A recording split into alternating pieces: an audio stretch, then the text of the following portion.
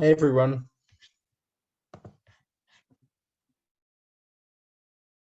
Hello, hello. Brilliant. Okay, I'll just get started any second. Let me just get my PowerPoint up.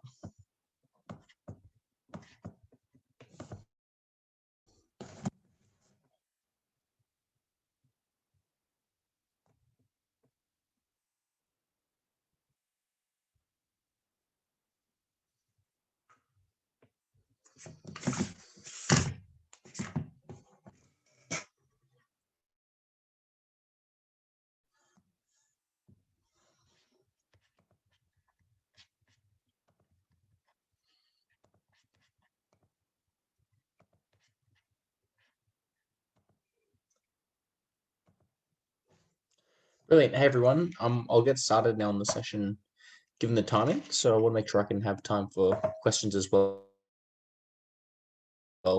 Um, so I'll begin. So there'll be three parts. The first two parts mentioned here are a session or component on general rebuttal skills. I'll then talk through specific rebuttal skills and tactics for BP. And then finally, I'll open the floor for a Q&A. So let's talk firstly about general rebuttal skills. So what is rebuttal? Rebuttal, to put it simply, in its most general form, refers to the responses you give to things said by the opposition. You can rebut the opposition's arguments and or their rebuttal to your arguments. So that's the fundamental of rebuttal. What are the objectives of rebuttal? So this is something that's often missed in the way in which people approach rebuttal in the first place. So I think you should think about two different tactical objectives. The first is to defeat the opposition's arguments. So I'll call that offensive rebuttal. You're trying to tear down their material. The second alternative is the defensive rebuttal, when you're rebuilding your own arguments. Now, I've listed a kind of twin towers example here for a reason, because you're essentially wanting to build a taller tower of arguments than the opposition. And what you want to show is that your tower is indeed taller. So if you prove larger or likelier or deeper impacts, you'll have a taller tower, and you can demonstrate that you have a taller tower in the round, and therefore you've won the debate. But conversely, when you knock down the opposition's tower, you're showing not just that your tower is large, but that it is bigger in a comparative and relative sense than the opposition. So keep this in mind whenever you're responding to the opposition. You want to be undermining or reducing the size of their case or tower, or strengthening your own case and making it more robust and resilient to their rebuttal. Anything else you say, so anything that's not directly improving or bolstering your case, or tearing down their case, is going to be superfluous. So everything you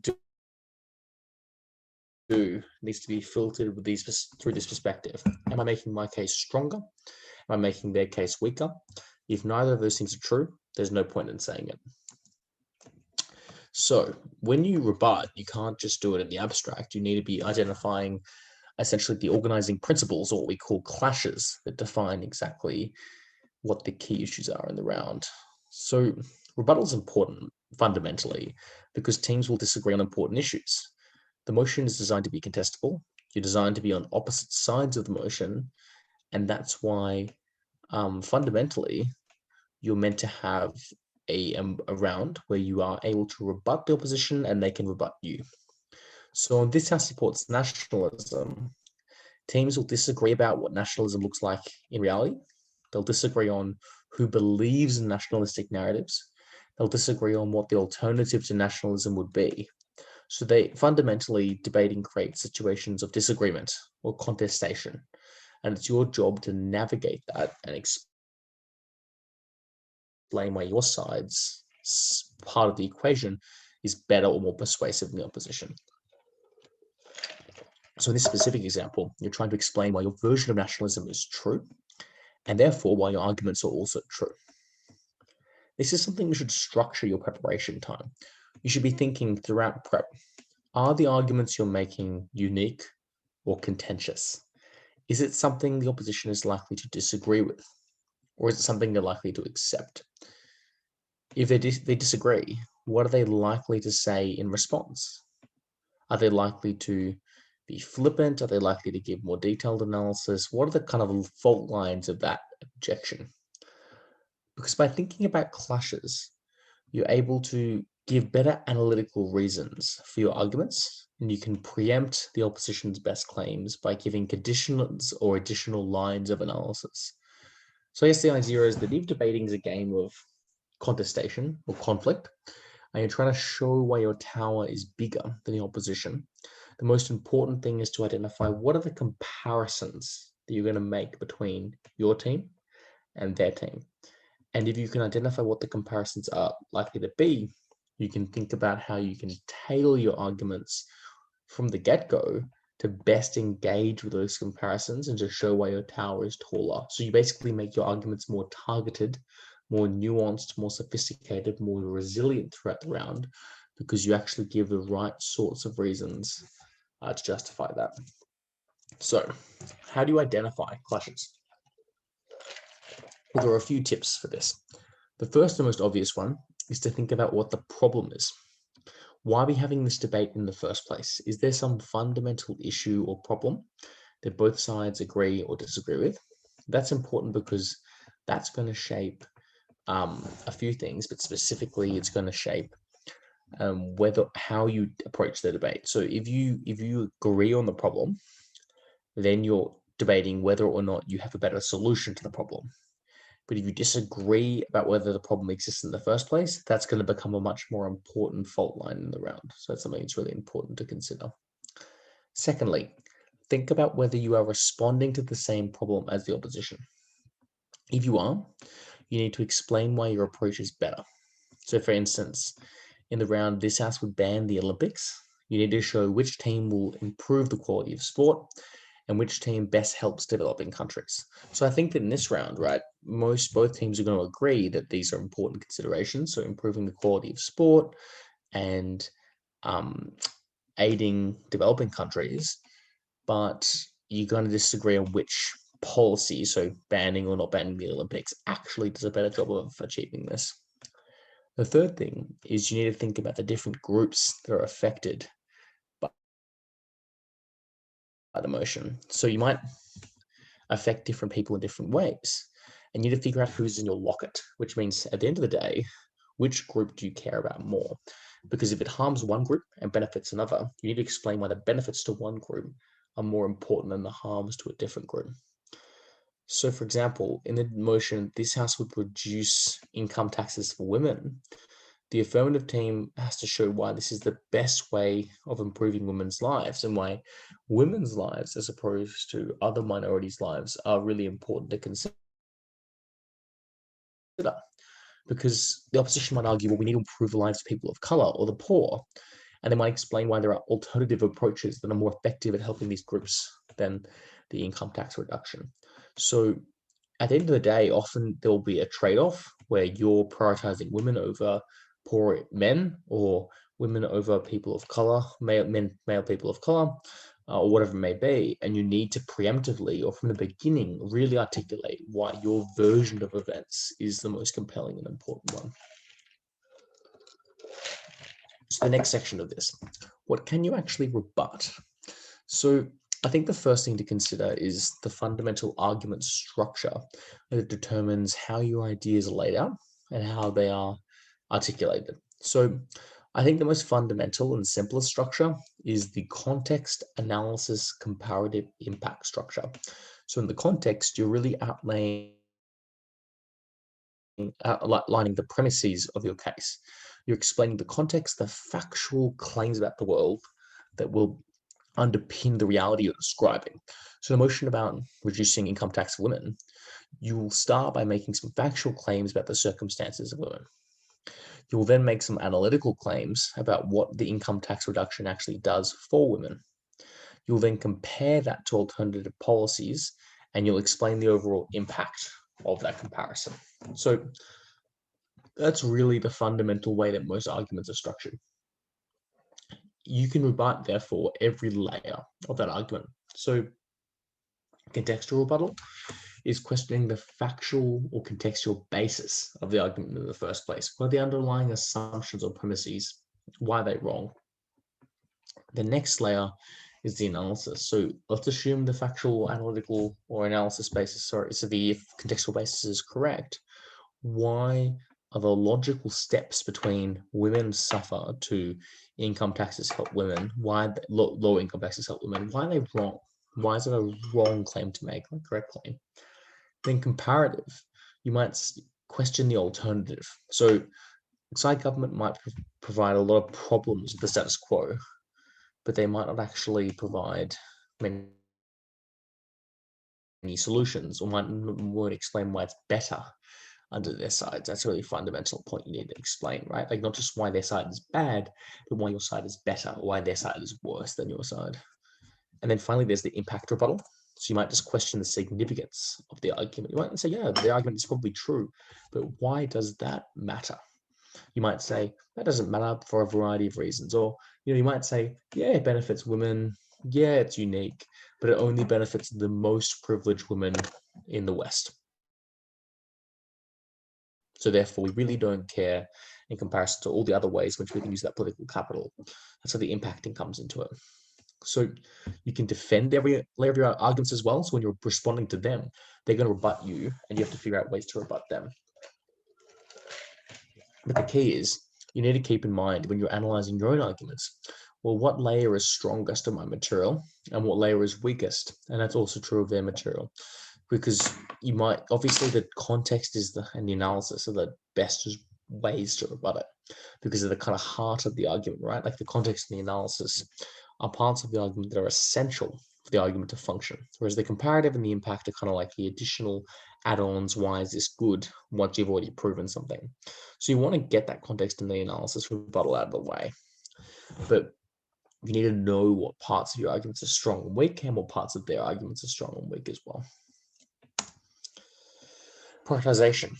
So the way I like to coin this is that debating is a constrained optimization exercise. So that's economics terminology for describing the way in which individuals think or behave within confined rules, where there's like a clear kind of game and an end goal that they're trying to fulfill. So for instance, you have $20, spend it at the supermarket and buy the best food you can. That's a constrained optimization exercise, because you're trying to get the best food you can, but within the constraints of the game, which is you have $20.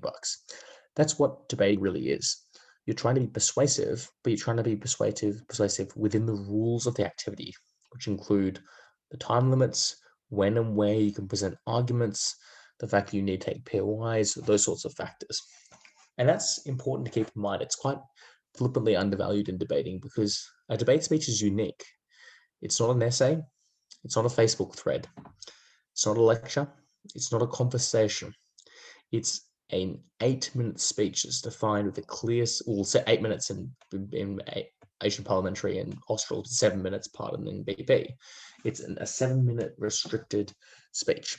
So you need to logically prove your argumentation rather than just rely on emotion, and you only have that 7 minutes to actually prove the material in your speech. There isn't time to say every thought you have or provide every single layer. You need to figure out, well, what can I say within the constraints of the rules of the game to actually win the round? Additionally, the other rule, which is really important, is that the debating is interactive. So both teams have multiple opportunities to speak, and they have multiple opportunities to respond to each other. So you're not just saying in isolation, here's why our case is good, but you're actually actively comparing it at any speech, right? Because like obviously PM is in isolation, but the DPM will have to compare the PM speech to the opposition and weigh it in the round. But the point is, you need to make it persuasive in comparison to the opposition. It's not a game where you're just presenting persuasive material by itself. You have to think about how it can be critiqued and how it will compare the alternative material is likely to be presented. Consequently, because of the fact that debating requires a huge amount of prioritization, we need to prioritize how and when you give material. You also need to prioritize the rebuttal that you give in the first place. So you need to give the most influential and important rebuttal first, and you only give rebuttal if you believe it is weakening their case or strengthening your case. Think about the Twin Towers again, right? You have your case as material and their case as material. You should only be giving rebuttal when you feel like it will be making your case more persuasive or their case less persuasive. So what are rebuttal techniques? So we've been through a few of those, right? So the reject the context, reject the logic or the analysis, reject the conclusion or the comparative, and then finally reject the impact.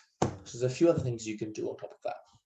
You can flip the argument, which means you, rather than saying the argument's wrong, say, oh, well, it might be true, but it's more true under our side. The claim they're making is more likely to materialize under your side of the house. The second thing you can do is you can outweigh the argument. So you can show, well, their argument isn't that impactful, so you reject the impact. But you go beyond that and just say, even if the impact is true, why are our impacts more important? So essentially, it's why your team's tower is taller than the opposition team's tower, even if the structural integrity of the tower is intact. You're essentially trying to give an even if a generous, compelling analysis of if all this stuff is true, why do we still win the round? And that's why it's important to not be dismissive, because if you dismiss all the material, you call it dumb, you don't actually engage with it, you're not knocking their tower down. You're just trying to make the adjudicator believe the tower is smaller than it actually is. You're not doing any structural damage to their case. You're charitable if you don't deliberately misinterpret the opposition's arguments, then you're going to more rigorously respond. And if you rigorously respond to the material, that'll make your argumentation more persuasive and your rebuttal more persuasive, and it will increase your chances of winning. So this is really important. When you're in a round, you need to have a really clear-eyed perception of, well, how persuasive is what I'm saying actually? How do I best engage with this? How do I then use my responses and use my material to win the round? You don't think about it in the context of they're so dumb and we're so smart. Because in reality, a lot of debating teams are very clever, and teams have been given two sides of emotion that should be theoretically balanced. And that's really important, because it means that you shouldn't be thinking that their claims are wild or outrageous or crazy, because they're probably not. They're probably just well within the scope of what the round is actually requiring. So, how do you deal with multiple reasons being true? Because there's this kind of desire within you to be like, I want to completely destroy the opposition. I want to rebut everything they say. I want to make it a complete domination. Now, the reality is, if you have even a vaguely competent opposition, most debates should be somewhat close, because the round is designed such that the motion is balanced, and two evenly balanced teams can score evenly. So if you're slightly better than a team or slightly worse than a team, there really shouldn't be a huge amount separating you from your opposition. So as this slide says, right, there are good arguments that can be made on side government and on side opposition. It is therefore highly likely that the opposition will still have arguments or lines of analysis left standing after your rebuttal, unless everything they say is really stupid, completely illogical. Therefore, resist the temptation to reject every single thing they say, or to respond to their assertions with new assertions.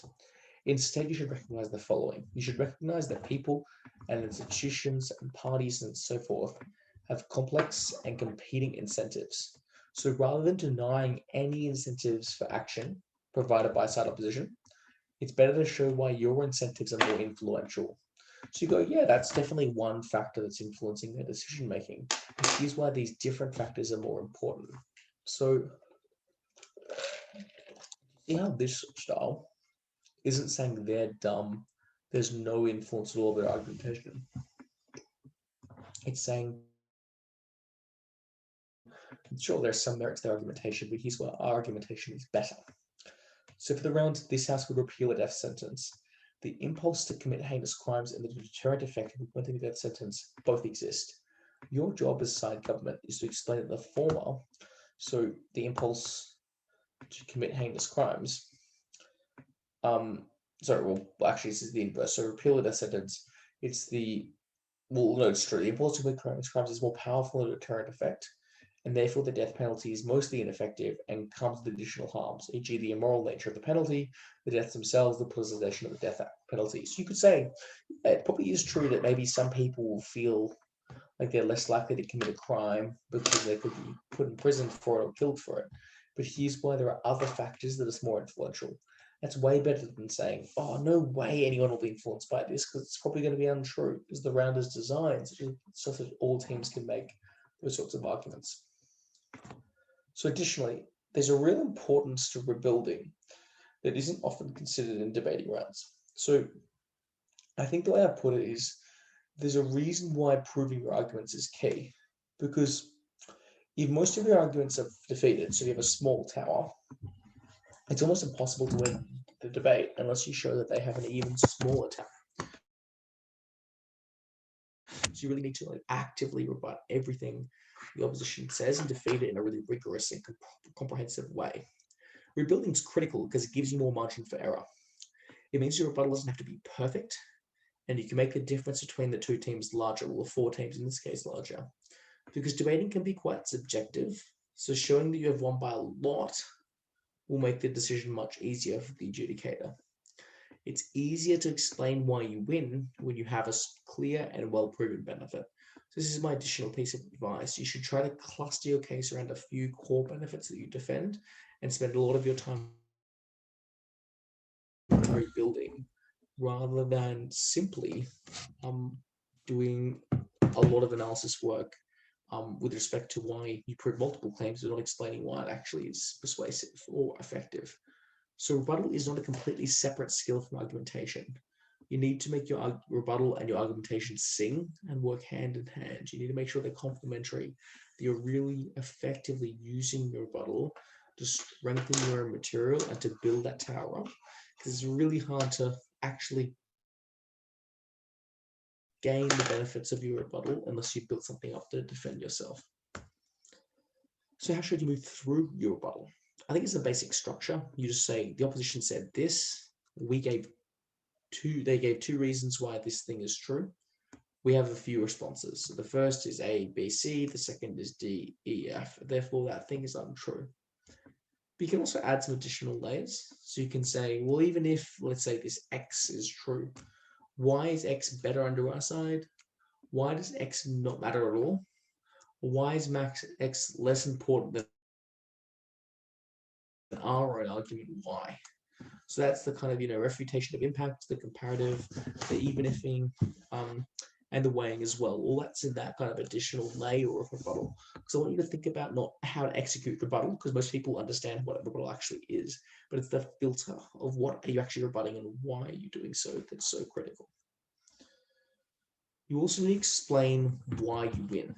So the way I explain this is that at second and third speaker, well, in this case in deputy and in whip, you should try to provide a roadmap of the debate that illustrates the paths to victory, so the different ways in which you can claim sufficient harms and benefits to win the round, to show what each team needs to do to establish the win in the debate. You should then try to show why your arguments are debate winning, so why they are bigger in impact, or why you've defeated essentially the opposition case. And you should never just give rebuttal. You need to explain the significance of your rebuttal in the debate. So I call this narrating your rebuttal. It's giving a story of well, I've just said that thing is untrue for 3 reasons. What does this actually mean? Why is your rebuttal defeating an opposition argument or an opposition case even and getting more ambitious? And I think that narration is often missed. And if you don't give that narration, that explanation of why what you're doing is actually really important and valuable, then you're going to be left in a situation where you're relying on the adjudicator to make that assessment for you. And it's much, much better to actually go out on the front foot and give these articulations than to rely upon an individual adjudicator making the right decision in their own best interest, because it's very, very difficult to actually ensure that the vast majority of the time the adjudicator is doing this stuff well. So don't just give arguments or give rebuttal. Explain why what you're doing with the arguments of the rebuttal is winning the debate. So is proving sufficient and significant harms or benefits. Cool. So that's the kind of fundamentals of rebuttal. The next section I want to give briefly in the next 10-15 minutes before I open up the Q&A is rebuttal tactics. This will just be some musing on different things you should keep in mind and then some tips on how to actually go about rebutting from different positions. So here are some considerations you need to have in mind. You need to consider which teams to rebut. So if you're closing, in particular, you need to think about whether you're focusing more on your own opening half or whether you're focusing more on your horizontal. You need to think about how much time you spend on rebuttal. Are you spending a significant amount of your speech on rebuttal? Are you spending a little bit of time on your rebuttal? It's going to really vary depending on the case you get given with. What types of rebuttal you're going to give? So you're going to focus mostly on that like context logic. You're going to do a little weighing. Are you going to make it offensive or defensive? The exact priorities of your rebuttal are going to change debate from debate. So it's important to be kind of keeping that in mind, that you're not going to have the same structure sort of speech. You can actually vary it across time and space. You need to think about extraneous versus integrated rebuttal. Am I going to integrate my rebuttal into my argument? So just kind of give your argument and then say, well, they said this, but here are a few preemptive responses we have to that. Or are you going to actually have a section of your speech being like, is particularly an LO or member? You have this choice where you can either just kind of rebut their case. You can rebut their case line by line, or you can integrate your responses. So you can specifically find ways to respond to it within the actual argument structure that you presented. You need to rebut preemption. So you need to think about what the opening half of your closing, what does the opening half said to try to win the round, and how can I explicitly deal with this? It's also true of implicit responses. So like the implications of things they say, you need to think about, well, what does something that this DLM or DLO or DPM said, is that going to really have an impact on our case, or do I have to think about how to best respond to that? And then finally, generally speaking, you need to think about your balance between rebuttal and rebuilding, like how much of the debate's about whether your case is strong or whether it's about them mudslinging at you, or whether you just want to rack up the margins and do a bit of both. And that's where that distinction becomes really important. What are some tips for the member of the opposition and the leader of the opposition? There are a few different things. I think the first thing I'd say is offer the flattest responses possible. Strike at the heart of the logic or context that underpins arguments. You need to think about where the opposition arguments could go, not merely where they are when you're prioritizing responses. So think about what the most dangerous context or the most dangerous kind of implication or explanation of their material is. Don't just say, oh, their material isn't that important now, so who cares? Think, well, where could this argument actually go? How could it be bolstered or strengthened in different ways? And what does that mean for our case? Thirdly, at LO member, you need to keep your rebuttal to 1 or 2 minutes, unless you're spending a lot of time flipping material. So if your cases are really similar and there's a lot of overlap, then you might want to spend a lot of time flipping material or trying to show why it's true to your side rather than just giving new material, because the material might be really similar. And you might agree with the weighing and the framing of the position. You might just disagree with exactly how the mechanisms work. And that's an example of how you can go about it. You need to try to integrate rebuttal where possible. And you need to avoid, which by that I mean, like, rather than giving additional extraneous responses, trying to think, well, can I use my material or mention this in my material to actually respond to stuff? And avoid giving detail that could be provided a deputy or whip. You need to set the agenda. You don't want to be getting bogged down in extra material that you really don't need to actually reference. You want to make sure that you're really just doing the kind of key stuff that's going to win you the debate and sets you up for the round. You don't want to be spending a lot of time in minutiae that really doesn't matter that much.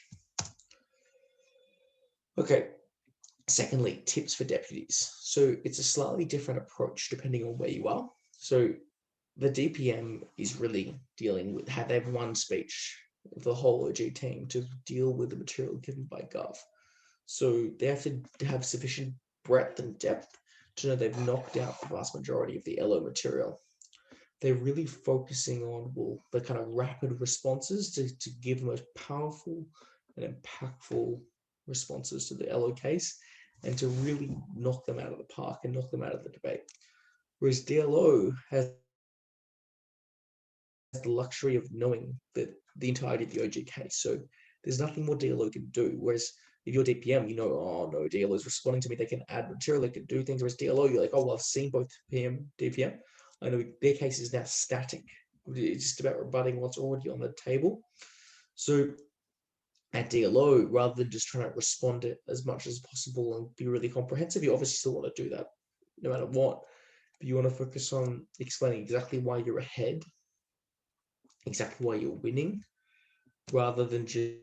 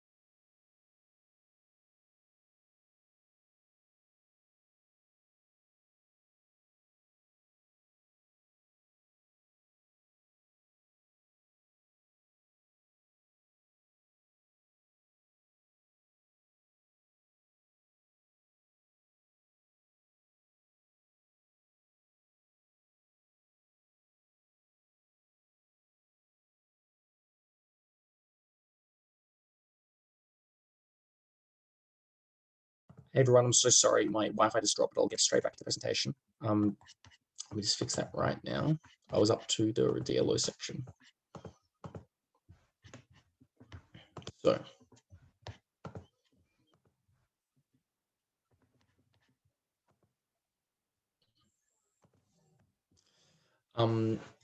so there's a trade-off between structure and rebuttal. Structure of rebuttal and your time to think about responses. You always want to think about responses and how you develop them rather than just the structure. So often it's better to preset a structure to say, I'm going to stick with a couple of different issues or themes and to kind of move the material around that rather than to actually focus purely on, well, can I get the perfect structure and way of moving around? Because you're not going to have enough time to think about it when you're listening to a speech and writing a speech. Finally, make sure in any deputy speech to give one to two key takeaways for the judge. So regarding what your rebuttal has done to their case and your ability to your case, but also you need to think about, like, what have you actually proven? And it's really important to leave the adjudicator with a clear impression of what you've actually done in the round to win. Okay, so for my final section before we get to the Q&A is just on the whip speech. So I think the best way to think about this is to focus on maximizing your rank. She should start from the weakest team in the round and try to beat them, and then move to the next, and then move to the next. The reason why it's good is that we have a tendency as debaters to try to think we can win every round, to go for Hail Mary strategies to beat the best team, whereas often that's too risky and you can risk a fourth. And the best way to go about it is actually to think, well, who is the easiest team to beat? And I'll just kind of work backwards from there. Because it means you make it consistently seconds or maybe thirds, and it's going to carry you through the rounds a lot more than like first, fourth, first, fourth. Additionally, at whip, there's more of an imperative to respond to the core of the member speech. So you need to approach your rebuttal like an LO or deputy speech. You need to really offer flat responses to the opposition member's speech and really take them out of the round. You don't want to be leaving material they've said standing in a way that's unreasonable, or you don't want to be like letting the adjudicator make their own inferences about how persuasive that material is. You want to really kind of give 4 or 5 cutting pieces of response that are going to make the material sound as bad as possible. That's particularly true of your government whip, because you're only getting one chance to really deal with their material. Whereas op whip, obviously, you can have that luxury of knowing exactly what's on the table, exactly what material has been presented by your gov team, and you can do it from there. You also finally need to explain the implications of everything you say. You need to explain why it is helping you to win the actual debate. And that's really important. You can't just give responses at whip, because whip, you're trying to explain why you beat your horizontal, but you're also trying to explicitly explain why you beat your opening half. Because when you're deputy or in your opening half, you're kind of debating with an abstraction. You don't know where the closing half team's going to go. So you're just focusing really on, like, just generally speaking, proving your mechanisms, and generally speaking, showing why what you're saying is an important piece of material. Whereas closing, you have the luxury of being able to tailor what you say and how you say it based on what's already been said. So you want to be really explicit and clear with those comparisons, and to make the implications of what you say really clear, because that's going to really help you explain why you win the debate. And it's a really core imperative of the whip speech generally. So that's all I've got. Let's now just move to a Q&A. So are there any questions? Feel free to put them in the chat. Feel free to ask them on the voice messenger, whatever you think is most appropriate.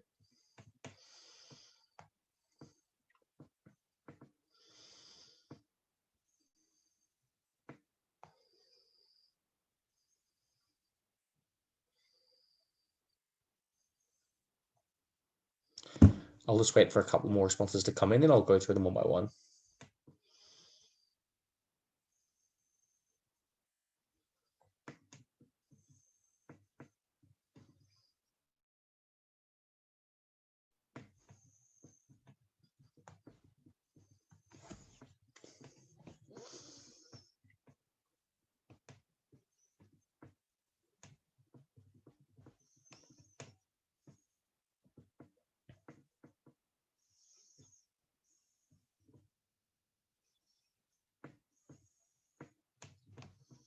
Any more questions?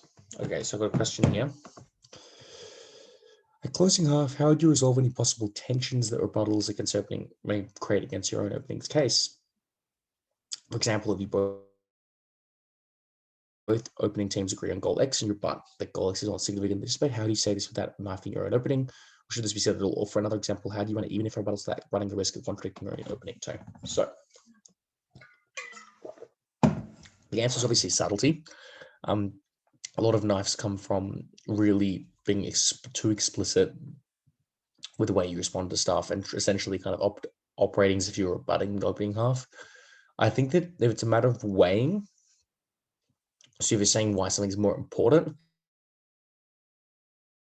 it's basically free territory, right? Like if opening, let's say the debate like this has to ban drugs, and the opening our focus is heaps about the benefits of drugs to individuals, and you focus heaps on why banning drugs is bad for low income people who are more likely to get prosecuted. You can spend a lot of time explicitly being like, here's why the benefits of drugs are less important than the benefits of not being prosecuted, even if it's your same bench. Whereas if they give a specific mechanism, then it's gray territory. I think the best way to deal with that, though, is like, let's say they say, here's some reasons why doing drugs is good. The opposition rebuts that. If you rebut the opposition rebuttal, you can then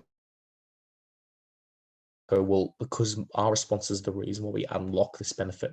That's why we win the round. So your rhetoric and your approach needs to be about like either unlocking benefits that haven't been presented for the opening half, so like showing why they have been presented but haven't been proven, just showing you kind of concede, well, here's why the opposition's rebuttal is effective, but here's how our rebuttal to that rebuttal means that we actually claim the benefits of the opening half. Or you're looking to spread. So often that requires a quite careful diagnosis. It's like, well, here's exactly what needs to be proven to win the round. And you spend a lot of time really carefully explaining what you actually are doing and how you're doing it to establish that your responses specifically, not just any responses, if your team's responses are winning around. And yeah, that's kind of how you go about it. Or you extend and you show, well, there's a brand new territory you need to deal with. So for even if arguments, I think you just have to then diagnose, here's why the opposition's rebuttal was effective. So here's why the debate comes down to this scenario. If the opposition's rebuttal is true, why do we still win? So you have to actually almost like concede or side with the kind of analysis that's given by that team, but then explain why it's important. So you don't need to, it's only knifey if you're like actually personally rebutting material. It's not a knife if you're dealing with material that's already been given and explaining the strategic implications of that material. Okay, how do you successfully rebut principal arguments? It's quite a hard question in the abstract. I think so there are some rounds where there's like one principle on one side, but none on the opposition side. So it's kind of a binary question, right? Like the principle is true or false. And if the principle is true, it might create a binding obligation that you can't actually rebut. Whereas, or you need to rebut, but it's like really like it's either true or false, and you need to disprove it. You need to prove it. You can't weigh it out of the round because it like defines some sort of modeling obligation that's inherent. But there are some rounds where there are clashing principles. So like you have a few principles on your side, they have principles. So I think the way you rebut those sorts of principle arguments is by explaining why your kind of reasoning is more effective or why the plausibility of a principle is more accurate. Whereas if there's only one principle on one side, you're more likely to really attack the validity of the principle argument. So you might explain why on the edges it's wrong or creates really extreme or unfair consequences. You might give them kind of utilitarian perspective on why we should only care about maximizing net happiness. You might explain why it's arbitrary morally in comparison to other kind of tests. So there's different ways you can go about it. But I think the takeaway I'd give is that if there's only one principal argument, you just really rigorously attack every layer of it like any other argument. So is it true? Is it important? Is it comparative? When you have comparing or contrasting principles, it's about showing the relative feasibility and plausibility of your reasoning. That's kind of what's going to lead you to win the actual round. Cool. Keep sending questions in the chat. Okay, I'm happy to hang around for the next 15 minutes to answer. So please send them in the chat if you can.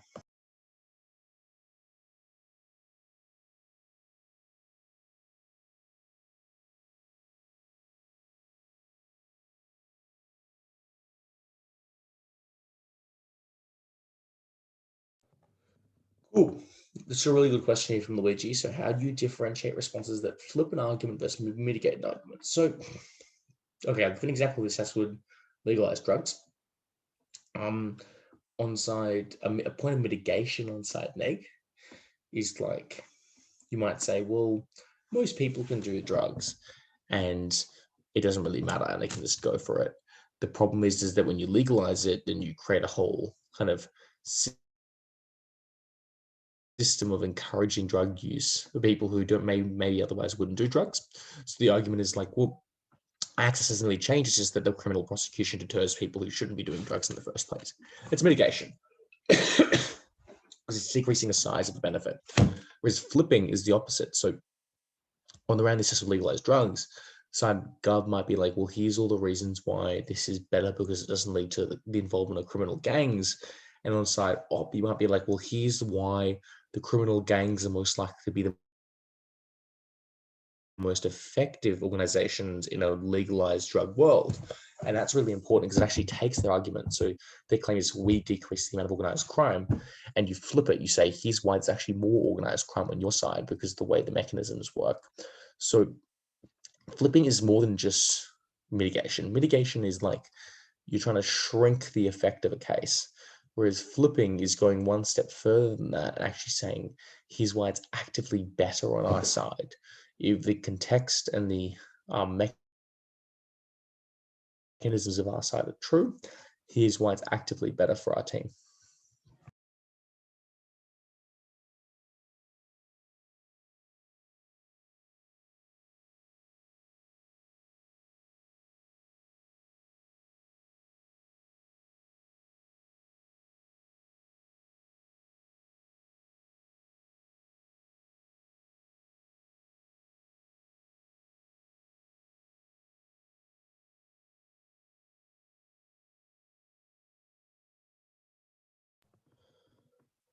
As Gov Whip, how do you balance between rebutting extension and weighing the contributions of individual teams? Really good question. So the fundamental challenge for Whip Speaker is to assess the relative potency of different cases. So you need to assess, well, is this opposition, like closing opposition or closing government case, really damaging or really likely to beat us? And how are the opening half performing? Who won? Who's likely to beat us? Do we have a unique extension from our opening? Because if you have a really unique extension, the extension is really clear, you might spend less time explaining that and more time rebutting your long diagonals. So your team that's like opening government if you're closing opposition, or opening opposition if you're, well, it's a short diagonal if you're closing government. Or if your horizontal is really competitive, you might spend more time focusing on that. I think my key piece of advice is that you shouldn't repeat rebuttal that's given by your opening half. So you should have a clear-eyed perception of, well, what has my opening half team actually done to weaken the opposition case? Do I need to do more work to really effectively refute it? Are there implicit responses that are gone? Okay, cool, I'll deal with that. Then if you're opening half, it's like, well, your own opening half side team, is this material more important? Is it well proven? Is it impactful? Am I giving a unique contribution? And that's kind of the stuff you're focusing on. But then your closing team is just like, have you rebutted their claims? Like it's a very classical 3-on-3 style situation where you're just trying to respond to what they've said and make sure you disprove it. So my answer is you need to kind of do an assessment on the bench of which team is doing best, and you then kind of go backwards. So if closing cover is doing the worst, and you spend all your time writing closing government, or you spend more time writing closing government, then you go to closing opening opposition, then opening government, for instance. If you think opening government's the best, not all your time, sorry, a lot of time. You might spend like 1 minute if you think it's really weak, but you just want to kind of do enough to beat them, and then do enough to beat opening opposition, then do enough to beat opening government. That's the kind of best way to think about it, especially in out rounds where you only need to come second. It's much better to have the safety of knowing you've beaten two teams rather than being like, oh, maybe I came first, but maybe I came third, because then you have the likelihood that you could actually be knocked out. So my answer in sum to your question is you should kind of assess always first and foremost the individual contribution of teams, see how impactful or important it is or could be. And then as a gov whip, you go, okay, if CEO's pretty weak, I'm just going to give like 1.5 minutes or 2 minutes of responses, make it really flat, really direct, and then deal with the opening opposition and the opening government. Whereas if you think that they're really good, you might focus on the opening half first and then finish with the closing opposition team. Cool. Any more questions? Please feel free to keep asking. I've got 9 more minutes.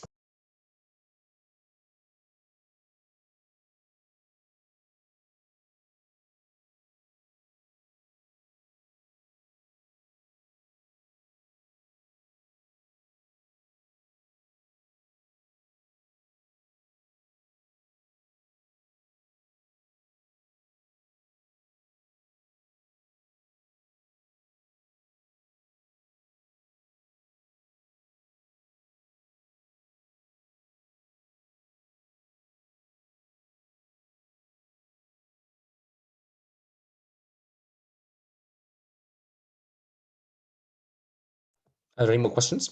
Please feel free to message any more.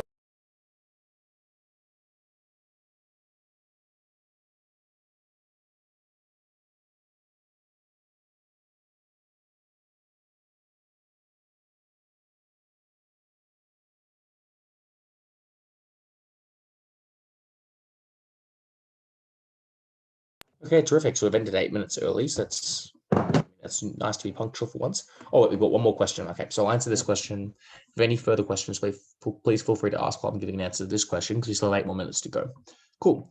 In debates where both sides use analogies in their arguments, so debates about abortion, for example, where speakers may try to offer counterintuitive examples or intuitive examples to convince, how should a whip respond to these arguments? So it depends. If you're trying to offer an intuitive principle, you need to explain it. You need to give a comparative intuitiveness. So explain why yours is more intuitive. You can also expose it as just being intuition. So explain why it's illogical or unreasoned. You can also, I mean, it really does depend on what your extension is. I think actually something I should additionally add is that in the same way that like your opening half is viewing everything through towers, so should your closing half. You know, you're trying to create the biggest tower of material. And so everything should be viewed through the prism of what your extension is actually providing. And for that to be true, you therefore need to think, well, if I'm offering a principled extension that relies heavily on analogy, I'm going to spend a lot of time explaining why my analogy or my effective kind of intuition pumping is better than the opposition. Whereas if you are giving a very practical case, you will spend more time explaining why their material is wrong or relevant, or why those intuitions are false or misleading or don't matter at all, because you're trying to deny the fundamental assumption that intuitions matter. Whereas if you're presenting intuitions yourself, you're just simply trying to say, well, here's why my intuitions matter more than your intuitions, or why my principles matter more than your principles. So that's the kind of general gist, right? Analogies are really useful because they allow you to identify a moral intuition or a line of argumentation or a structural model that might be applied in different contexts. But the best way to rebut them is to sever the analogy, sever the logic of the analogy, or to explain why you're better at fulfilling the analogy than the opposition. Cool, thanks. Any more questions?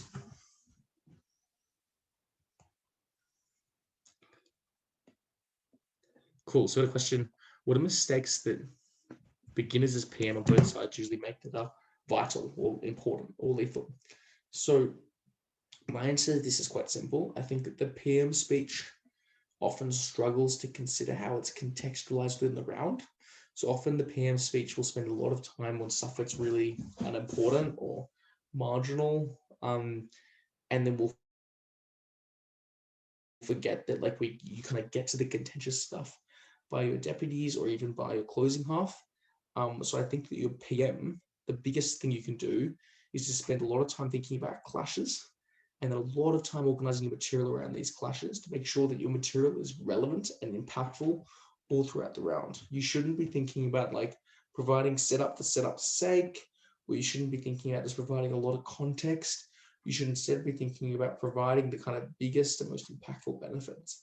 I think the second mistake a PM makes is PMs can often spend a lot of time matter dumping, i.e. just presenting a lot of material really quickly rather than proving it. I think honestly, the best thing you can do is to restrict the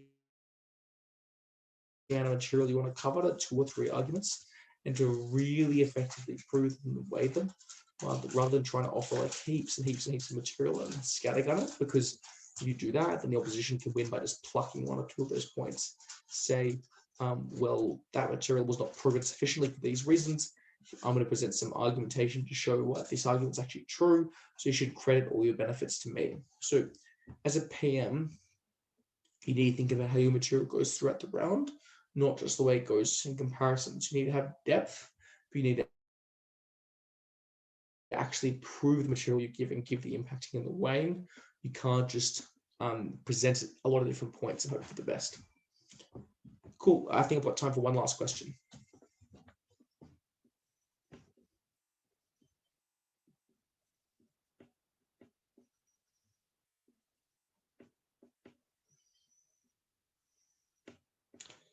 Any more questions?